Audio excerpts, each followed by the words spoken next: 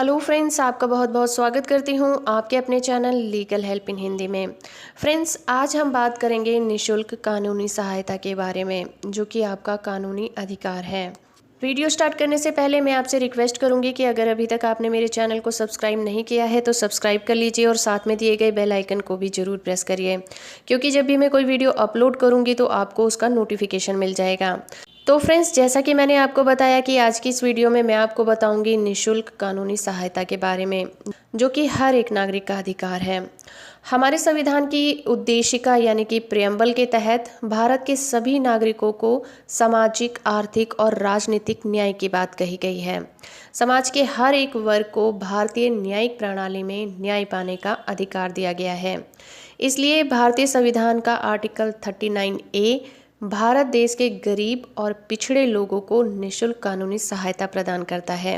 निशुल्क कानूनी सहायता का मतलब होता है अभियुक्त यानी कि आरोपी को या फिर शिकायतकर्ता को निशुल्क में वकील मुहैया कराया जाना, या फिर आप सीधे शब्दों में ये कह लीजिए कि देश में जो ज़्यादातर लोग जेलों में बंद हैं और उनके ऊपर कोर्ट की कार्यवाही चल रही है, अगर वो गरीब हैं, अशिक्षित हैं और बहुत ज़्यादा पिछड़ा वर्ग है, जिनको अपने अधिकारों के बारे में पता नहीं है, जिसकी वजह से वो जेल की यातनाओं का सामना कर रहे हैं, ऐसे में ये ज़रूरी हो जाता है कि उनको उनके अधिकारों के बारे में बताया जाए, बल्कि उनको कानून की सही नॉलेज दी जाए और कानूनी सहायता प्रदान की जाए। इन्हीं सारी बातों पर जोर देते हुए सुप्रीम कोर्ट ने Kirti second versus state of Bihar मामले में ये निर्णय दिया कि न्यायाधीश का ये संवैधानिक दायित्व है, जब भी किसी कमज़ोर या आर्थिक रूप से पिछड़ा हुआ आरोपी उनके सामने प्रस्तुत किया जाता है, तो सबसे पहले ये सुनिश्चित कर लिया जाए कि अभियुक्त को कानूनी सहायता प्रदान की जाए। अगर उसे कानूनी सहायता नहीं मिली है तो सबसे पहले वो अपने लिए एक वकील को मुहैया कराएगा। अगर वो ऐसा करने में असफल रहता है या फिर ऐसा करने में सक्षम नहीं है तो उसके लिए सबसे पहले वकील का प्रबंध किया जाए और उसका खर्चा राज्य उठाएगा।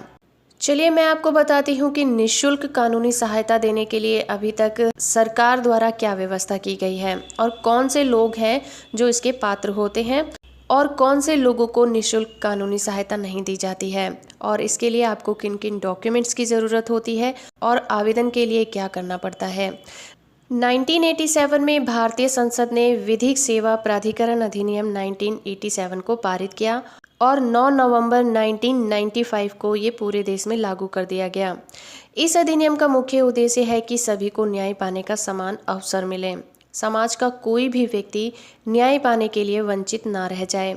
इस अधिनियम के जरिए से राष्ट्रीय, राज्य और जिला स्तर पर विधिक सेवा प्राधिकरण आपको निशुल्क कानूनी सहायता प्रदान करने के लिए बनाए गए हैं।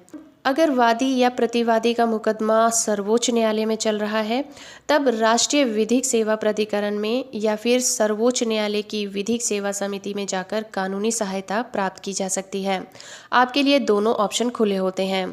अगर आपका मामला किसी राज्य के माननीय हाई कोर्ट में चल रहा हो, तब अगर चाहे तो हाई कोर्ट द्वारा बनाई गई विधिक सेवा समिति या फिर उस प्रदेश में जो विधिक सेवा प्राधिकरण है, उनसे कानूनी सहायता ली जा सकती है। इसके लिए आपके मामले से संबंधित वकील को हायर कर दिया जाएगा। इसके अलावा जिन लोगों का मुकदमा डिस्ट्रिक्ट लेवल कोर्टों पर चल रहा होता है, वो लोग जिला विधिक प्राधिकरण में जा सकते हैं और कानूनी सहायता प्राप्त कर सकते हैं। आपको आपके राजस्व कोर्ट में चलने वाले मामलों में भी कानूनी सहायता के लिए तहसील स्तर पर विधिक सेवा प्राधिकरण शुरू किए गए हैं। कानून की पढ़ाई करने वाले विद्यार्थियों में भी इस बात को पहुंचाने के लिए देश के लगभग सभी यूनिवर्सिटी और ऑर्गेनाइजेशन में विधिक सेवा केंद्र खोले गए हैं। आप अपने मामले से रिलेटेड शिकायत के बारे में कंसल्ट कर सकते हैं। इन विधिक सेवा केंद्रों का भी अपना एक वकीलों का समूह होता है, जहां से आप फ्री में वकील मुहैया करा सकते हैं। अगर हम बात करें कि निशुल्क कानूनी सहायता किन लोगों को दी जाती है, यानी कि कौन से लोग इसके हकदार होते हैं, तो 1987 के अधिनियम की धारा 12 के अनुसार कुछ लोग हैं जो कि कानूनी सहायता प्राप्त करने के हकदार होते हैं, जैसे कि SC ST, महिलाएं और बच्चे, मानव तस्करी से पीड़ित लोग, सामूहिक आपदा जैसे कि बाढ़, सूखा से परेशान लोग, जातीय हिंसा से पीड़ित व्यक्ति, या फिर वर्ग विशेष पर अत्याचार हुआ हो ऐसे व्यक्ति, या फिर दिव्यांग, औद्योगिक कामगार, ऐसे व्यक्ति जिनकी वार्षिक आय 1 लाख रुपए से भी कम है, निःशुल्क कानूनी सहायता प्राप्त कर सकते हैं। अब अगर हम बात करें कि ये निःशुल्क कानूनी सहायता कैसे प्राप्त की जा सकती है, तो कोई भी व्यक्ति जो कि मैंने बताया इनमें से है, वो निःशुल्क कानूनी सहायता पाने का हकदार हो जाता है। वो अपने नज़दीकी प्राधिकरण समिति और विधिक सेवा केंद्र में लिखित रूप में प्रार्थना पत्र दे सकता है और इसके लिए आवेदन कर सकता है। अगर व्यक्ति लिखने में अक्षम होता है तो वो मौखिक रूप से भी अपना आवेदन कर सकता है। प्राधिकरण में मौजूद अधिकारी उस व्यक्ति की बातों को आवेदन पत्र में लिख देगा। Sheela Barse versus state of Maharashtra में सर्वोच्च न्यायालय ने ये कहा है कि व्यक्ति की गिरफ्तारी के तुरंत बाद पुलिस का ये अनिवार्य कर्तव्य होगा कि नज़दीकी विधिक सहायता केंद्र में इसकी इत्तला की जाए, जिससे कि समय रहते अभियुक्त को कानूनी सहायता दी जा सके।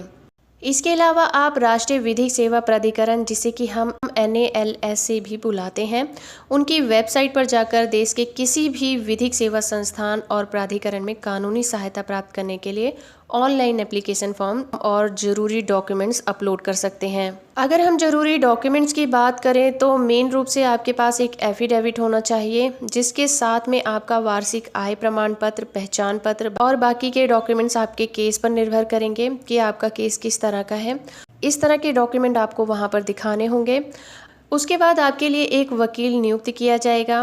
कोर्ट की कार्यवाही में जो भी खर्च होगा वो दिया जाएगा, जैसे कि कोर्ट की फीस उसको दी जाएगी।